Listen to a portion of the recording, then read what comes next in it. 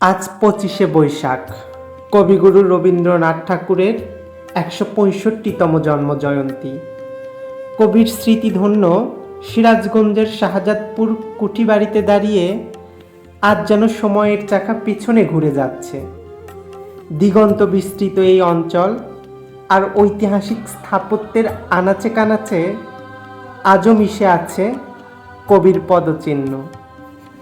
এই শাহজাদপুর ছিল কবির অত্যন্ত প্রিয় এক অঞ্চল। জমিদারি তদারকিতে এলেও কবি এখানে খুঁজে পেয়েছিলেন তার সৃষ্টির অফুরন্ত রসদ।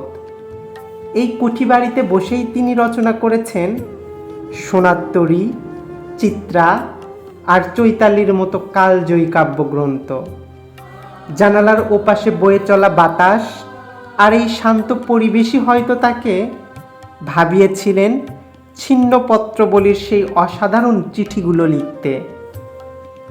আজকের এই বিশেষ দিনে কুঠিবাড়ির প্রতিটি ইটে যেন কবির সুর বেজে উঠেছে। চারিদিকে রবীন্দ্র ভক্তদের আনাগোনা আর স্মৃতি সংগ্রহশালার প্রতিটি বস্তু আমাদের মনে করিয়ে দিচ্ছে তুমি রবে নীরবে হৃদয়ে মম। কবির ব্যবহৃত পালঙ্ক, আসবাব আর সেই বকুলতলা আজও তার উপস্থিতি জানান দেয়। বিশ্বকবির জন্মদিনে শাহজাদপুরের এই প্রাঙ্গণ থেকে তাকে জানাই বিনম্র শ্রদ্ধা।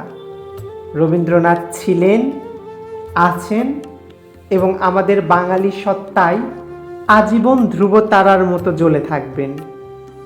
কবিগুরুর ভাষায়, আজ হতে শতবর্ষ পরে কে তুমি পড়েছ বসি আমার কবিতাখানি কৌতূহল ভরে।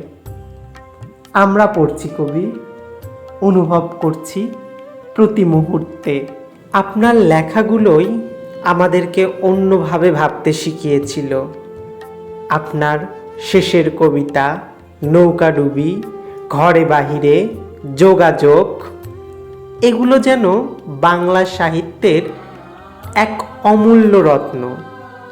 ভাবতে অবাক লাগে এই শাহজাদপুরেই বসে আপনি লিখেছিলেন ব্যর্থ যৌবন, লজ্জা, দুই পাখি, হৃদয়ে যমুনা, পুরস্কার ইত্যাদি সব কবিতা।